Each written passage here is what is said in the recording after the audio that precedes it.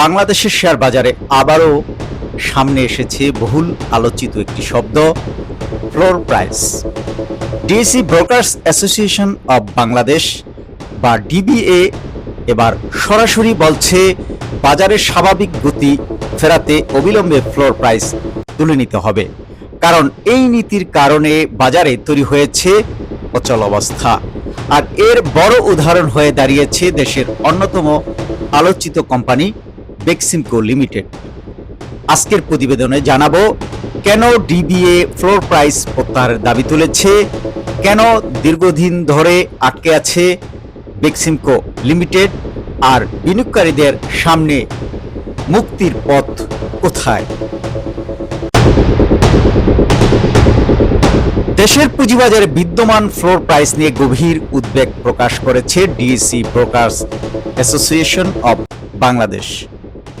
গত 4 মে ডিএসইসির চেয়ারম্যান খন্দকার রাশেদ মাকসুদ বরাবর পাঠানো এক চিঠিতে ডিবিএ বলেছে ফ্লোর প্রাইস বাজারের স্বাভাবিক লেনদেন বাধাগ্রস্ত করছে।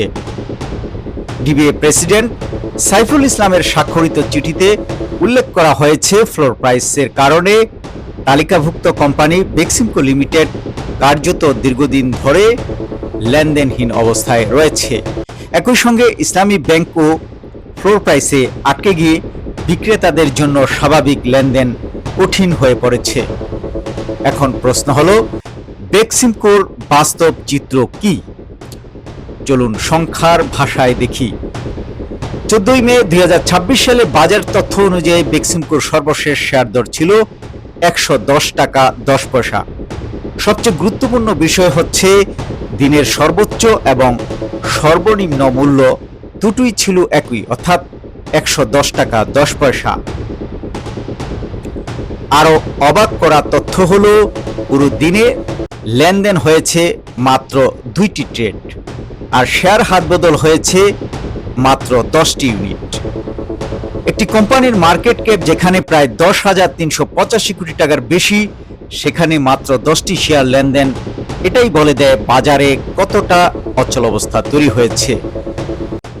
বেক্সিমকো শুধু একটি সাধারণ কোম্পানি নয়, 1989 সালে তালিকাভুক্ত এই প্রতিষ্ঠান বাংলাদেশের অন্যতম বড় শিল্প গোষ্ঠী। টেক্সটাইল, ওষুধ, জ্বালানি, রিয়েল এস্টেট সহ বিভিন্ন খাতে তাদের ব্যবসা বিস্তৃত। কোম্পানির পরিশোধিত মূলধন প্রায় 943 কোটি টাকা, মোট শেয়ার সংখ্যা প্রায় 94 কোটি 32 লাখের বেশি। স্পন্সর ও পরিচালকদের হাতে রয়েছে 33% বেশি শেয়ার, আর সাধারণ বিনিয়োগকারীদের হাতে রয়েছে প্রায় 33%। অর্থাৎ হাজার হাজার ক্ষুদ্র বিনিয়োগকারীর অর্থ এই কোম্পানির সঙ্গে সরাসরি সম্পৃক্ত। কিন্তু এখানেই তৈরি হয়েছে সবচেয়ে বড় সংকট। বিনিয়োগকারীরা বলছেন তাদের অর্থ যেন আটকে গেছে, তারা বিক্রি করতে পারছেন না, আবার নতুন বিনিয়োগের সুযোগও পাচ্ছেন না। এক ক্ষুদ্র বিনিয়োগকারীর ভাষায়, আমাদের টাকা যেন জিম্মি হয়ে আছে, বিক্রি করতে পারছি না, অন্যদিকে নতুন কিছুতে বিনিয়োগও করতে পারছি না। শুধু তাই নয়, ডিবিএ বলছে দীর্ঘদিন ফ্লোর প্রাইসে আটকে থাকার কারণে মার্জিন ঋণ নেওয়া বিনিয়োগকারীরা এখন নেগেটিভ ইকুইটির ঝুঁকিতে পড়েছেন। অর্থাৎ অনেকের শেয়ার বর্তমান মূল্য ঋণের পরিমাণে নিচে চলে যাচ্ছে, যা ভবিষ্যতে আরো বড় সংকট তৈরি করতে পারে।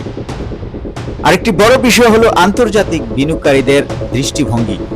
ডিবিএ এর মতে কৃত্রিমভাবে শেয়ারের দাম আটকে রাখার ফলে বিদেশি বিনিয়োগকারীদের কাছে বাংলাদেশের পুঁজিবাজার সম্পর্কে নেতিবাচক বার্তা যাচ্ছে। কারণ বিশ্বের অধিকাংশ বাজারেই দাম নির্ধারিত হয় চাহিদা ও যোগানের ভিত্তিতে, কিন্তু কৃত্রিম সীমা বাজারের স্বাভাবিক প্রক্রিয়াকে বাধাগ্রস্ত করে। তবে বিষয়টি অন্যদিকেও রয়েছে। কিছু বিশেষজ্ঞ মনে করেন হঠাৎ ফ্লোর প্রাইস তুলে দিলে বড় ধরনের বিক্রির চাপ তৈরি হতে পারে। একসঙ্গে অনেক বিনিয়োগকারী শেয়ার বিক্রি করতে চাইলে বাজারে বড় ধরনের দরপতনও দেখা দিতে পারে। তাই তাদের পরামর্শ একদিনে নয়, বরং ধাপে ধাপে ফ্লোর প্রাইস তুলে নেওয়া উচিত। এখন প্রশ্ন উত্তরণের পথ কি? বাজার বিশ্লেষকদের মতে 4টি পদক্ষেপ গুরুত্বপূর্ণ হতে পারে। প্রথমত, ধাপে ধাপে ফ্লোর প্রাইস প্রত্যাহার। দ্বিতীয়ত, বিনিয়োগকারীদের আস্থা ফিরিয়ে আনতে পরিষ্কার নীতিগত বার্তা। তৃতীয়ত, ব্যাংক, বীমা, বড় প্রাতিষ্ঠানিক বিনিয়োগকারীদের সক্রিয় অংশগ্রহণ নিশ্চিত করা। আর চতুর্থত, দীর্ঘমেয়াদী ও আধুনিক বাজার নীতিমালা প্রণয়ন। এদিকে বেক্সিমকোর আর্থিক চিত্র চাপের ইঙ্গিত দেখা যাচ্ছে। 2024 অর্থ বছরে কোম্পানিটির শেয়ার প্রতি আয় বা ইপিএস দাঁড়িয়েছে -0.40 টাকা।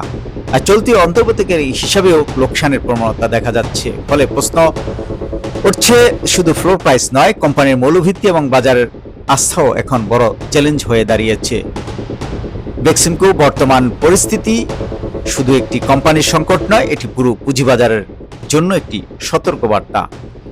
ফ্লোর প্রাইস হয়তো সাময়িকভাবে পতন ঠেকাতে পারে, কিন্তু দীর্ঘমেয়াদে এটি বাজারকে স্থবির করে দিচ্ছে কিনা সেই প্রশ্ন এখন আরো জোরালো হচ্ছে। এখন সবার নজর বিএসইসির দিকে। তারা কি সিদ্ধান্ত নেয় সেটি নির্ধারণ করতে পারে বাজার আবার প্রাণ ফিরে পাবে নাকি অচল অবস্থা আরো দীর্ঘ হবে। শেয়ার বাজারের সর্বশেষ খবর এবং বিশ্লেষণ পেতে সাবস্ক্রাইব করুন শেয়ারবিজনেস24.com